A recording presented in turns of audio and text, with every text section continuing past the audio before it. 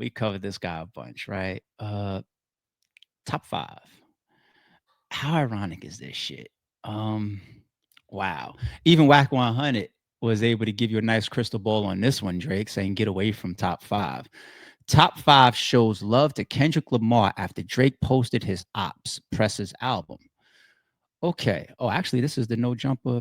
You see Whack right here in the comments immediately. Told you top five was like. You see that? I just you see that? All right. So we got a picture of Drake and Press on the right. We got a picture of Drake in top five on the left. You got Kendrick in the middle. Okay, cool.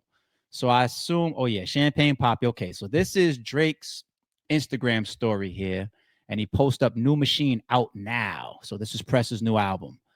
I wouldn't be surprised if top five is getting subbed or dissed on this album. But it's Drake. Drake putting you on your story means a lot. It's a lot of press. That's a lot of eyes. That's a lot of you could even up your sales. It's Drake, man. He's got a huge following. So if I'm top five and if I'm your loyal goon, I 1000% fucking feel away, of course. But then top five goes on to post. I guess this is his response. Uh Kendrick Lamar sweeping the Grammys. Wow. What a funny ass turn of events. And it don't stop there. It don't stop there. So this one says top five says nothing was the same since Kendrick Lamar ended Drake. You don't sue when you lose a battle. Boy, let me put on my headphones real quick for this, y'all. Hold on. Listen, we don't need a Drake cosign in 2026, man.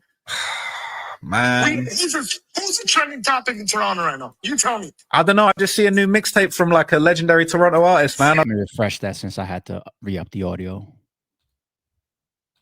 So we don't need a Drake cosign in 2026, man. Man, who's the trending topic in Toronto right now? You tell me. I don't know. I just see a new mixtape from like a legendary Toronto artist, man. I don't know.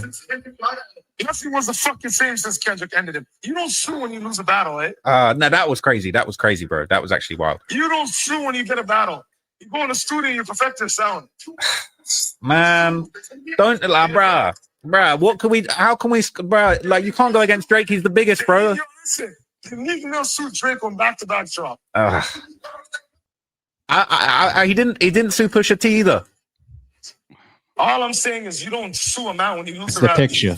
And I'm tired of listening not like us in my mom's fucking washroom. I want to listen to the public now. Man. Listen, we don't need a Drake cosign. Nah, I definitely listen. We 100% know who Two Cleans Johns is. I was joking, people, as far as who this is, but the default picture is hilarious. G, come on, now we know you over here, family. All right, this right here, I'm gonna tell you some of the crazy things about it. Drake, it's like everybody's wrong in the situation, right? So Drake, we could go a step back. You were bugged out for being around top five. A lot of people see the way he moves and call it clown behavior and clown activities, and just like, especially for a guy of your stature, who your image, your reputation, the people around you, you see that even on a smaller scale. It's just like the people around you, can be a huge detriment to your success. The higher and higher up the ladder you move, the more you got to be selective about the people around you, right? And they got to move accordingly. They got to be on similar type time, have similar type ambitions and understandings about this movement right here. So to see, it's not like you was a goon and you and Drake was friends, and then we still hold it. Drake was kind of like parading him around, like the NBA games and everything. In the midst of stuff, you let Drake, and I say this purposefully, you let him go out and troll Kendrick in the midst of the peak of the battle, because he was a guy that was gonna, throw some dirt for you instead of Drake, I feel like, speaking up for himself and saying some of this stuff. So you got top five doing interviews, you got top five sending threats, you got top five talking about we pulling up when you come to Toronto. You got top five doing that interview with Kanye, even though he put the swastika chain on, which was crazy. But you just got top five out, and I say let because I feel like somebody of Drake's stature, Drake's caliber, and especially when top five looked like he was such a Drake. You can't convince me that Drake can't put a call in and say, yo, it's hot right now. I'm a whole brand. You can't be sending threats or whatever. Yo, chill. He didn't stop none of that. He let top five be top five, okay? So your choice of friends and your choice of allowing people to act like that within or on your name, on your watch is crazy to me. So biggest mistake early on. Fast forward, Drake is also tripping because you got a guy like that goons like that for you. I can't even call it loyal no more because we see how fast Top 5 flipped. And I'm going to get to him last.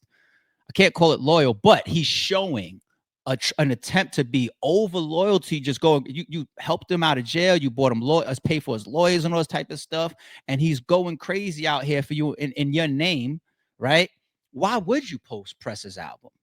Right, you could still support if you fuck with Pressa, you fuck with her. I understand to be a person in the middle and two guys got beef, but I didn't hear this coming from Top 5, but the internet, and sometimes the internet be right. We got a lot of internet detectives and people that know a lot of shit on the internet, right? People talked about there could be some ties to that throat slashing situation. I don't know, and they obviously have a real beef. Pressa and Top 5, and they real street niggas, which means that shit could really, really happen. So Drake, if you still fuck with Pressa, posting his shit up like that immediately makes the whole internet go, yo, Top 5, what you gonna do? So now he's put in a spot, even if he feels like it's all good. I understand that we have mutual friends. Sometimes it's like, even if you're gonna be cool with both sides and work that out somehow, how you move is still indicative of how this shit goes back and forth. So then you post that shit up. Obviously, he's acting like he was blindsided because he just flipped the switch. Now let's go to Top 5. Flipping the switch like that. That's why you just got to be careful how much you trust people that surround you. You know what I'm saying? That's why the closest people to you be the ones that could hurt you the most. Because this nigga Top 5, he hit the light switch.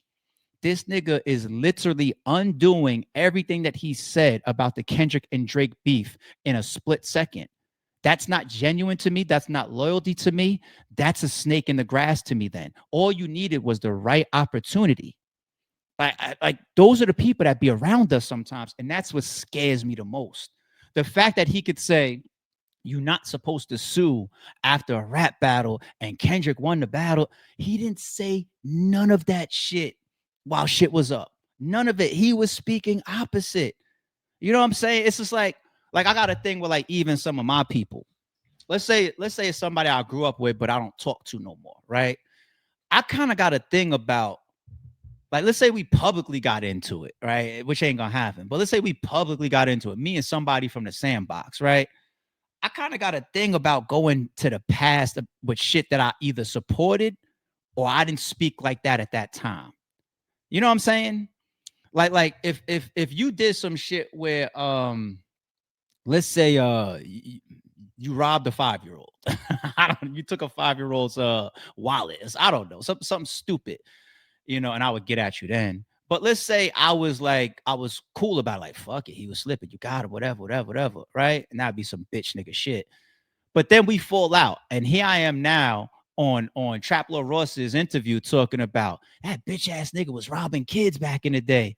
No. You didn't say that back then. You didn't move like that. You didn't react like that back then. You didn't check me on that level back then. I got a thing about that. You know what I'm saying? So, and I ain't talking about being close with like battle rappers or people that I know from like the battle rap space. You know, 98% of them are associates. 99% of them are associates to me. You know what I'm saying? I'm talking about a real friend, people that are pretty much faceless to y'all for the most part.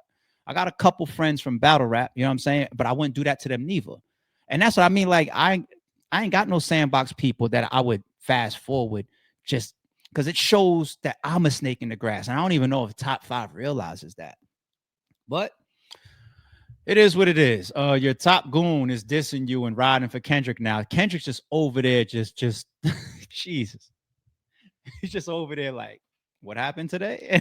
What's going on? Who's promoting me now? Who's talking up for me now? Top 5? It's insanity. It's fucking insanity.